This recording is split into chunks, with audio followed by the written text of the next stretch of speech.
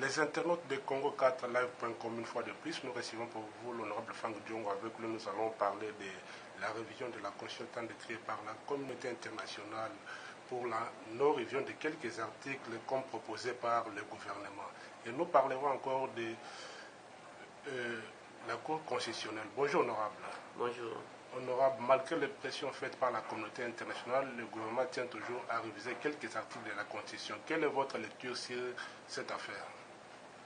Cela visualise l'État congolais et l'État contre le peuple. Le président Kabila, qui a échoué dans sa gouvernance, doit partir. Le mandat est de 5 ans, il doit partir. Même s'ils veulent réviser la Constitution avec des articles qui ne touchent pas au caractère du suffrage universel ou le mandat du président de la République ou la durée, toute autre révision à ce jour est inopportune.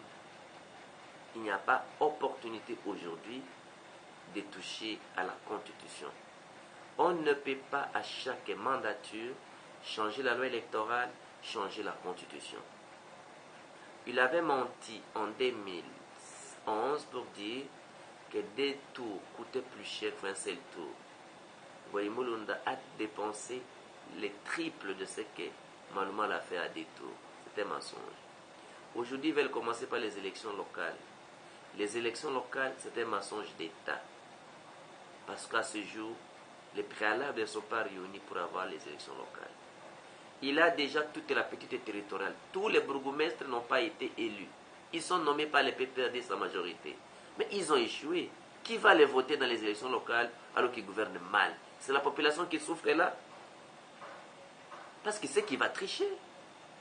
Donc, pour nous, la révision constitutionnelle est un complot contre le peuple qui permettra au président Kabila d'être président des faits au-delà de 2016.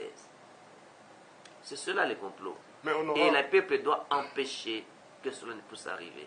Et je mets en garde les députés et les sénateurs qui vont essayer d'accompagner ces complots. Mais honorable, vous dites qu'il veut aller au-delà de 2016, mais il n'a pas manifesté cette volonté malgré qu'on parle de la révision de la Constitution. C'est-à-dire, vous l'accusez pour rien. Peut-être qu'il peut respecter le mandat, mais vous allez vite en besogne. Monsieur Kabila n'a pas rassuré ni garanti les Congolais. En ce qui concerne la fin de son mandat et sa volonté de quitter le pouvoir à la fin de sa mandature. Lorsqu'une question importante se pose pour apaiser les esprits et les consciences, M. Kabila devrait parler pour garantir aux Congolais. Par contre, il intensifie le flou, le doute, l'incertitude et le désespoir. Sa volonté, c'est de rester le plus longtemps possible au pouvoir. Regardez le gouvernement. Il a annoncé le gouvernement, ça fait 9 mois, il n'a jamais un gouvernement. Et dans l'entretemps, on a arrêté les signatures à tous les ministres. Pour signer un arrêté, il faut l'autorisation du Premier ministre. À ce jour, pendant 9 mois, le pays est dirigé par 2 personnes, le président de la République et le Premier ministre. Je pense qu'on ne peut pas se moquer d'un pays de la démocratie comme ça. Des gens comme Franck Diongo, nous avons souffert dans la chair à cause du combat pour la démocratie. Je veux une république exemplaire qui respecte les droits de l'homme, où on fait la justice, c'est-à-dire le partage équitable des richesses du pays. Aujourd'hui, avec la gouvernance de M. Kabila, la minorité garde la totalité des richesses du pays. Non, monsieur. M. Kabila doit partir. Il n'a pas fait du bon travail. Il doit partir, honorable. C'est la préoccupation de passer candidat de Londres. Il demande qu'est-ce que vous ferez pour, n'est-ce pas, qu'il y ait l'alternative. Parce qu'on ne peut pas rester toujours sur les discours, mais il faut qu'il y ait l'alternative. Comment faire? Et comment y arriver? Les stratégies politiques ne se dévoilent pas. M. Kabila ne résistera pas, n'a pas de muscles avec lui et sa majorité pour résister à la colère d'un peuple. Vous savez qu'un peuple, quand un peuple s'énerve, la colère d'un peuple est plus qu'une bombe atomique. Aujourd'hui, la seule demande nationale, l'urgence nationale, c'est le changement radical. Les peuples se préparent, s'organisent pour un changement radical et les stratégies politiques ne peuvent pas les dévoiler face à un journaliste ou dans les médias. attendons voir et vous verrez, monsieur. Attendons voir, d'accord, mais aujourd'hui, la majorité s'organise, mais l'opposition jusque-là ne s'organise pas. Il y a toujours des divisions au sein de l'opposition. Comment y parvenir? Les stratégies politiques, monsieur, ne se dévoilent pas à un journaliste ou aux médias. Laissez voir, monsieur Kabila doit partir et il va partir, monsieur. Toutes ces tentatives-là qu'il fait face aux réalités du terrain, il ne tiendra pas le coup. Mais à propos du calendrier de M. Labé Maloumal, c'est la première fois qu'on puisse parler avec vous. Et la communauté internationale demande qu'il y ait un calendrier global. Mais M. Maloumalou insiste pour les élections locales et la majorité.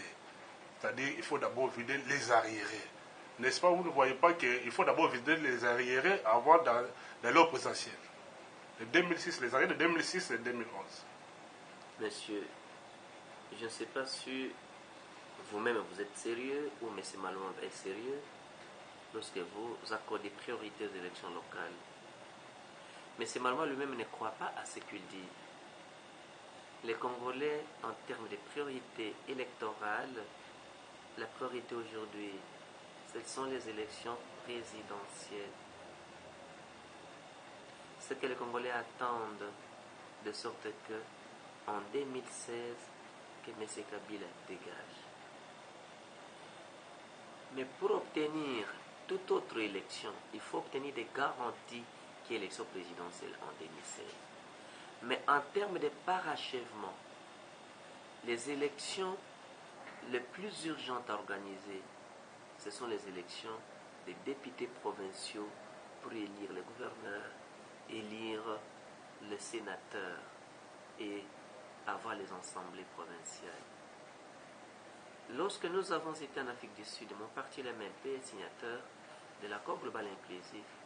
Il y a une résolution du dialogue intercongolais qui demandait à ce qu'on accorde des priorités aux élections locales.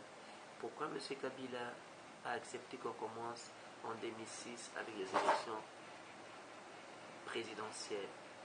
Qu'est-ce qui avait empêché M. Kabila, qui avait la majorité dans les deux chambres, d'organiser les élections locales après les élections 2006? On arrive en 2011. Qu'est-ce qui avait empêché M. Kabila d'organiser les élections des députés provinciaux en 2012, après les élections de 2011, jusqu'à ce jour? Les Congolais ne connaissent pas pourquoi les élections des députés provinciaux n'ont pas été organisées à ce jour. Subitement, ils changent les priorités, ça devient les élections locales. C'est-à-dire, à chaque échéance, le président Kabila change et la constitution et la loi électorale et les priorités des élections pour qu'ils se retrouvent. De la même manière que dans la coutume congolaise, on ne peut pas être candidat président de la République si on n'a pas 40 ans. Et c'est comme ça que Lumumba, qui avait 35 ans, bien qu'il était là, il avait la majorité dans les deux chambres, ne pouvait pas être candidat président de la République s'il avait 35 ans. De Lumumba à Mobutu, jusqu'à Mosé Kabila, toutes les constitutions rédigées, on ne peut pas être candidat président si on n'a pas 40 ans au Congo. Mais avec le président Kabila, on avait changé, on avait adopté la constitution où le président Kabila devait être candidat à moins de 40 ans. Vous voyez, c'est ça la première chose. La deuxième chose, au niveau des élections locales, le président Kabila a tous les bourgmestres de la ville. Il a tous les bourgmestres de tous les pays, des entités du territoire. Qu'est-ce qu'il a fait sur le plan local? Il a le président de la République, il a le gouvernement, il a tout le pouvoir. Qu'est-ce qu'il fait qu'il ne fera pas demain? Les élections locales, c'est un prétexte pour permettre au président Kabila d'être un président de fait au-delà de 2016. Tout celui qui aime le Congo doit s'opposer aux élections locales. Parce que si c'est une élection locale sincère et normale, il va les perdre. Il ne peut pas être dans un combat pour perdre. Parce qu'il n'a pas bien géré le pays. Voilà la question de l'élection locale. Ok, honorable, pour terminer, concernant la Cour constitutionnelle, quand même, nous voyons qu'il y a un désaccord entre l'opposition et la majorité. Pourquoi ces désaccords? Non, pour la Cour constitutionnelle, moi je n'engage pas les opposants. Moi je parle au nom de mon parti, l'MLP. Le problème qui est grave pour la Cour constitutionnelle, c'est quand même un pas pour la mort de la Cour suprême. Mais là où notre parti déplore la procédure pour la désignation des membres de l'Assemblée nationale et pas le Parlement. Parce que pour nous qui ne reconnaissons pas le Sénat, lorsqu'on désigne déjà par le Congrès, déjà nous ne reconnaissons pas le Sénat est illégal et illégitime. Les sénateurs avaient déjà perçu les inaptitudes de sortie et ils continuent à travailler. Le Sénat est dans la logique de s'accommoder à accepter les institutions au-delà des mandats. Donc à ce jour, c'est sa première difficulté. Le règlement intérieur qui a servi d'élément juridique de base pour convoquer les congrès qui avaient abouti à la désignation, bien entendu, des membres de la Cour constitutionnelle. Ces gens-là, cet article, le règlement intérieur n'existait pas. On ne l'a jamais voté. En droit parlementaire, en droit constitutionnel, on ne peut pas prendre le règlement intérieur d'une autre législature et rapporter à une autre législature. Nous sommes une Assemblée nationale de 2011 et le Sénat est de 2006. On ne peut pas balancer le règlement intérieur. On ne l'a pas voté. Donc, ça pose un problème de validité juridique de l'acte qui a convoqué le congrès. Et alors, si l'acte n'est pas régulier, le résultat n'est pas régulier également. Moi, je suis la forme, mais je n'entre pas sur l'aspect personnel de chaque candidat. Ok, c'est la fin de notre entretien honorable. Je remercie Godin Mbala d'Hollande, et Pinos Kabouya de France, Roselyne Le Peuple d'abord, Daniela. On est ensemble. Je vous remercie, honorable. Merci.